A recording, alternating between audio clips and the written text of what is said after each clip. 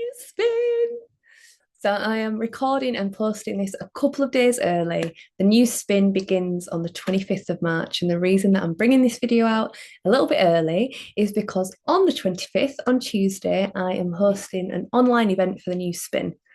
So that is going to be an opportunity for you and me to tune into the codes of this new spin so that we can really begin in a place of embodiment and in alignment. And we're going to be dancing, which isn't a hey, I'm going to tell you what to do with your body. It's a I'm going to play some banging tunes that are going to take you on a journey so that you yourself bring yourself into a place of embodiment, a place of intention, a place of stamping your prayers into the earth in joy, in reverence. So it's going to be a really beautiful activation. And also, as part of that offering, I'm going to do a little run through of the diary and the best way to utilize it. Thank you so much to everybody that bought a diary. We sold out. How cool is that? If you're still waiting on yours, it is on its way. I had a couple of issues sending the shipping codes.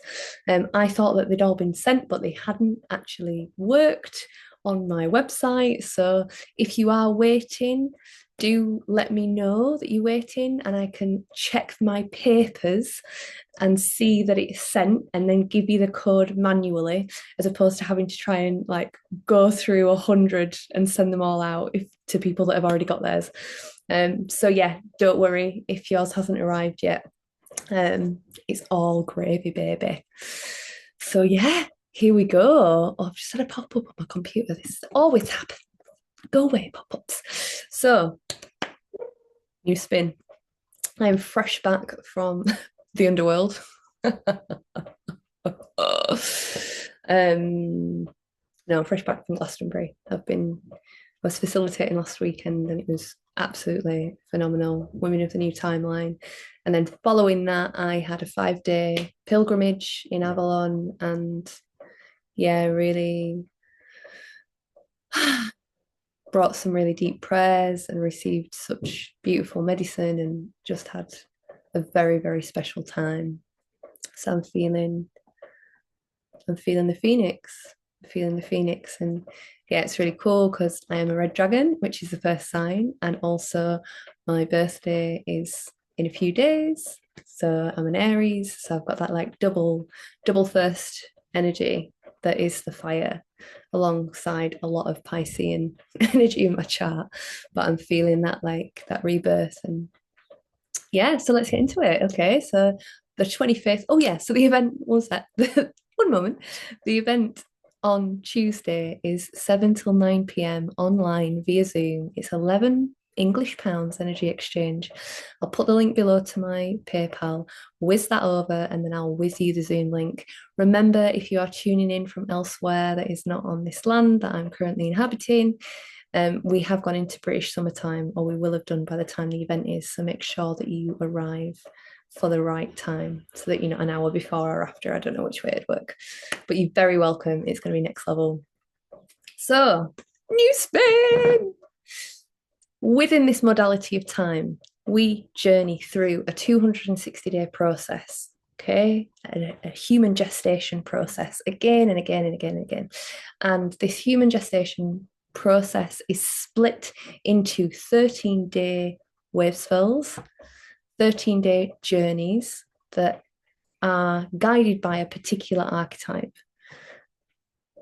When the spin begins, not only in the same way as when it closes, not only are we journeying with that archetype, but we're also in the beginning, we're in the vision quest of all that is to come for us in the coming 9-month evolution cycle. So the first archetype, which is my archetype, like I say, is the red dragon. So the red dragon energy, it's a red sign. We start with the red. The red is all about the awakening, the beginning, the fire, the start, the spark. But the red dragon is the old, ancient energy. It is the watery beginning. It is the deep unknown. And the energy of the dragon is this incredible bridge to the ancient ways, to the awareness of how we used to exist and how we will exist again and how we still exist when we allow ourselves to drop into that awareness that exists within us all. And there are so many pieces to the dragon archetype, so I'm just going to flow with what comes out. One big piece of the dragon is about making choices without guarantees. It's about trusting the unknown. It's about putting ourselves in positions, right? So in the Western world, there is like the prison is kind of built upon monotonous routine. You know, like you go to the place to do your job, then you come back to the house, you do the same shit on an evening that you do every evening, and that is the pattern. Now, as human beings, because we are constantly creating consciousness or creating through our consciousness, we're creating reality through our consciousness. If we're looping in our action, then we're going to be looping in our creation too. So the invitation that the dragon brings is like, mix it the fuck up. How can you create space within your routines, within the doing that has to be done, to find the nothingness? Because in the nothingness, that's where reality gets interesting. That's where we get to create new shapes. That's where we enter the realm of synchronicity, because synchronicity is about synchronization. It's about being open and guided to arrive at the spot that you need to be at for the next phase of the synchronization path to open. Whereas if we are stuck in routine, and don't get me wrong, like routine is healthy. There are elements of routine that are really, really healthy, because this routine energy is the masculine, it's the masculine structure. But the masculine structure exists so that the feminine can flow through it. And if we're not giving the feminine, i.e., that surrendered devotee, the space, the dancer, to move, to be in that unknown space, to be in the 0 point of potentiality, then the structure is smothering. So it's very the invitation. The invitation is for you, me, all of us to create space from the routine within this 13 days to see what happens, to feel, can you give yourself a day or a few hours where you haven't thought about what you're going to be doing or where you're going to be going? Can you get in the car and drive? See where you end up.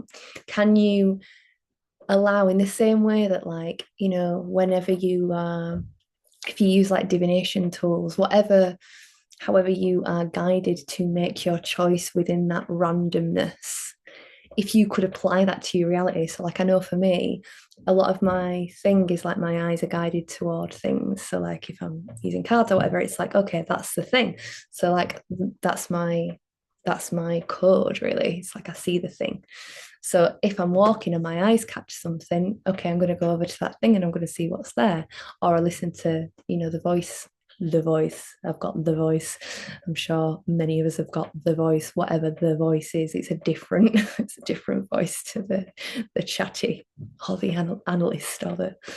So the invitation is to clear the space and follow, do some following and see what the fuck happens. The other huge aspect of the red dragon is about mother. It's the first. It's about mother. This is the code of mother. Great mother. How can we find our way back to the great mother? How can we find our way to lean into her, to find her space? And it's so interesting. Like, I'm going through another layer of awakening within all of this. And Mother Mary is such an incredible archetype, because she is this pure, unconditional, infinite, loving presence with arms open always. And that is the great mother. There is nothing that we have to do to be worthy of her love. There is no way that we can exhaust the receiving of her love. all we have to do is learn to lean back. And I remember when I was really journeying with her in Mexico, it was this feeling of like, fuck, like I've only ever leant forward, I've only ever leant in. What happens if I lean back into the support? You know, it's just such a profound shift. So the Great Mother, you know, how can we the energy of the dragon is about nurture and nourishment. So, how nurtured do you feel in your life? How nourished do you feel in your life? And if there are things in your life that are not permitting you to receive that, what is going on inside of you that is blocking that love? You know, because the truth of the way that this reality functions is that it aligns with whatever we are projecting out from our depths. So if what is happening around us isn't nourishing and loving and supportive, then we are beaming something out that says, I'm not worthy of that, or I don't want that, or I don't trust that. And then we slowly walk toward our actual physical mother story. Whatever happened with it with our mother is then what we replay, we replay, we replay, we replay. And in some ways, we can't shift from the code, but in other ways, we have to. So we have the pattern, but the pattern has octaves. The pattern is our pattern, it's written into who we are. You know, I'm a red dragon, I got a huge mama story. My realities crash and burn in the same way that they did when she was alive and then died. And I personalized it for a long, long time and created all these kind of stories around why and what and who and what that means about me and da, da, da, da, and not feeling safe. And now, whew, clarity. We change the patterns around the core pattern. The cosmic pattern is the cosmic pattern, and that's who we are, and that's what we bring, and that's the role that we said that we would play. But the shadow behaviors, the belief systems, the wonky shit around it, that is what we are here to transform. So as we wander toward this story of our mother, this is the time, you know, this 13 days is the opportunity for us to recognize what were the shady things, because everyone has a shadow. Your mum, my mum, everyone's mum. Sometimes it's dead in your face, sometimes it's really subtle. But whatever the shadowy stories were, whatever happened in that imprint, then becomes our imprint. It's how we then relate to ourselves, it's how we then relate to other people. So, as we journey what happened with our mum, our physical mum, we can then begin to unravel the imprint and come into a deeper, new version of that mother imprint for ourselves and for the world. So, not only is it this kind of mother energy, it's also the energy of birthing. You know, I guess it's the same thing, but this is the moment of birthing. The red dragon energy is birthing, you know, and like I birth all the fucking time. Like I'm rebirthing myself all the fucking time. I'm birthing projects all the time. Like this is what the red dragon gifts us the opportunity to do, you know, like create the plans, get vision in, actually do the birthing of whatever the thing is, commit to the birthing of whatever the thing is, commit to the thing that you fucking want and go for it. This is the energy of the dragon. It's like, into the unknown I will plow. I feel with ancient awareness that this thing is right, that this thing is real, that this thing is true, that this thing is for me. And I'm not just going to sit back and be like, please, spirit, can you make it happen? I'm going to fucking step into the ring and I'm going to meet whatever is there for me to move through in order to bring this thing to life. So this is really, with all the red signs, really, there's a deep devotional energy within the red dragon. It's like a primal devotion, you know, when human beings had not got into the weird fucking place they are now. And when we existed in harmonization with everything else, as does the rest of nature. And we were like, cool, I'm going to birth this thing for the good of everything, for the good of everyone. When we were looping in that, like, we are creating, let's create for the whole, as opposed to we are creating, I'm going to create for fucking me. And I'm not saying don't create for you, but if what you are creating for you is damaging other people, wonky tonk. So, whatever it is that we're creating, it has to have that devotional energy so that then it's free of karma. Because if not, it's going to bite you on the ass. So the dragon invites us to remember the old school way of being a human. The dragon invites us to remember how it feels to be connected to the nurture of this reality, to the Great Mother, and to stop getting lost in the codependency. The shadow of Red Dragon is codependency, and don't I fucking know it? Fuck me. Oh, this can manifest through, because if you think about it as like, we have this umbilical cord that we can choose to tune into to have all of our needs met, whether they are material, emotional, whatever the need is. Plug into this spiritual umbilical cord back into the Great Mother, and we are nourished and we are in surrender, and there's nothing that we need to do or to force or to grasp for. But if we are not maintaining that connection, and this is, I think, the thing that's always happened for me as a single person, I am in that. I've kind of got to a place in my journey where that's my default. But then coming into relating with another, there's almost this like abandonment of self due to the abandonment stories that I experienced. It's like I don't abandon myself when I'm on my own, but come into relationship, yeah, abandon myself. I don't even fucking realize I'm doing it half the time. But then what happens in that abandonment when we abandon ourselves is we have to cling on to the substance or the person or the whatever for our nurture.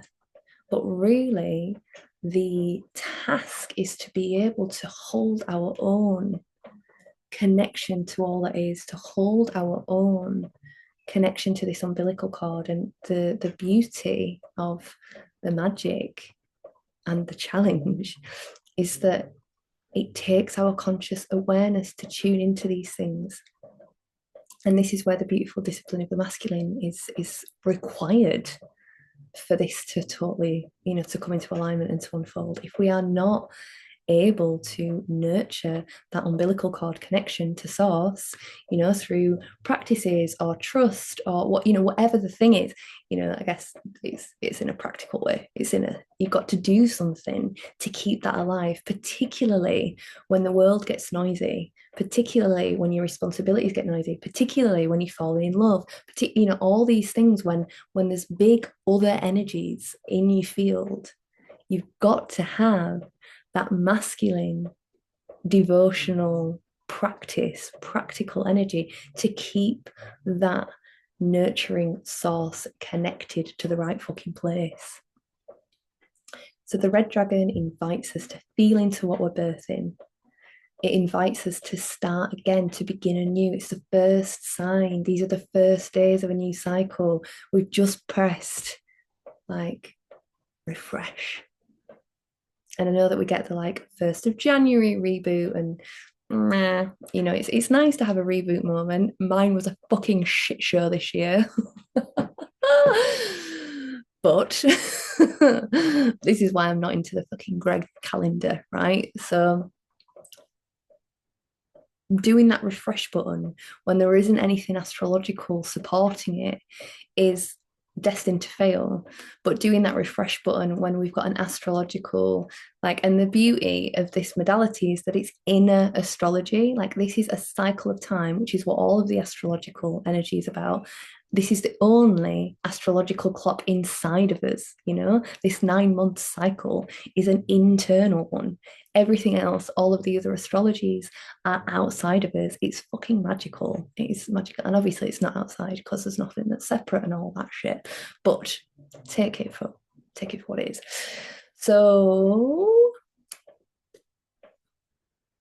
tangent of myself out of a little groove then.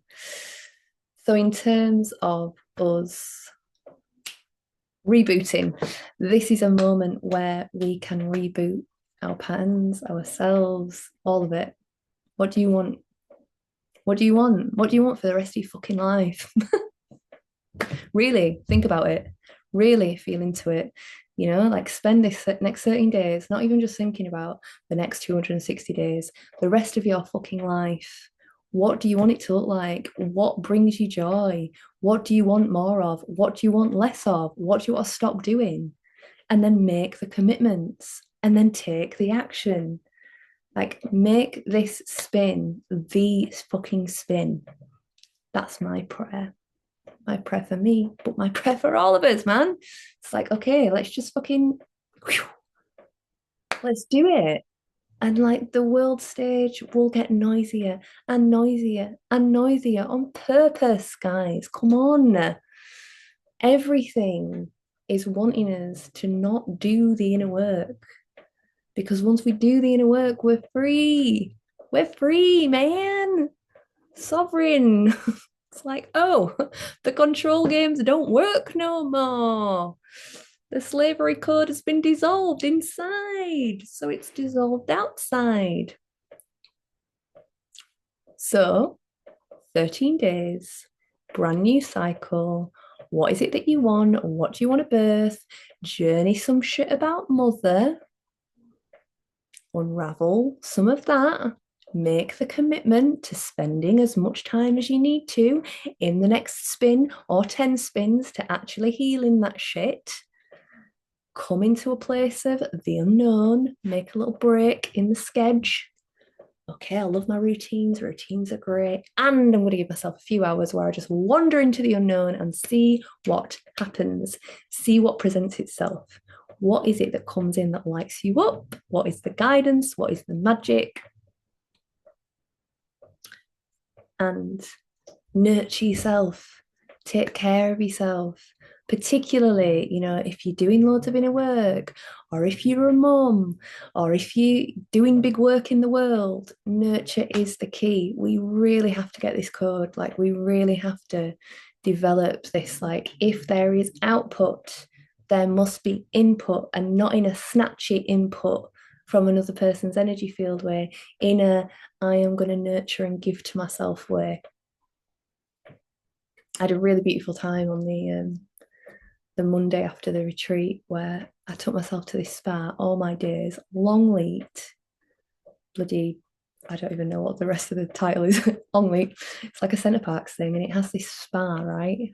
Oh, I spent the whole day there, like 25 areas, forest-based spa. Shit the bed. It was absolutely gorgeous. Oh, and that was it. Like, we have to be reciprocal with ourselves primarily. It's like, if we're giving out into the world, then it's not for somebody else to come and be like, oh, you've got permission to give to yourself. When I was driving in, I was like, because, you know, I invested a lot of money in myself that day, and it felt edgy. And then there was just this moment of like, we should give ourselves the biggest gifts that we receive in our life. You know, like, we shouldn't be waiting for somebody else to gift us with something. Like, we should be giving that to ourselves. So yeah, juicy magic. If you are watching this on the first day of the spin or a couple of days before, get yourself to the new spin party and ceremony. We'll go deeper and deeper into these codes. We'll do some activations. You'll receive the magical transmission. You'll get to know how to use your diary even better. And we're also going to have a fucking shit hot dance.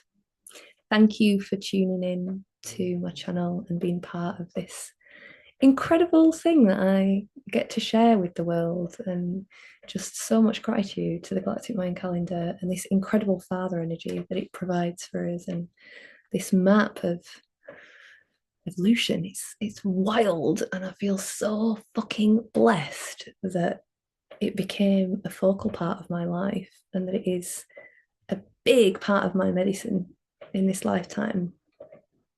It is such a blessing, and all of the people that I've met through it, and this incredible community that we've got, that all these cosmic beings, it's so awesome.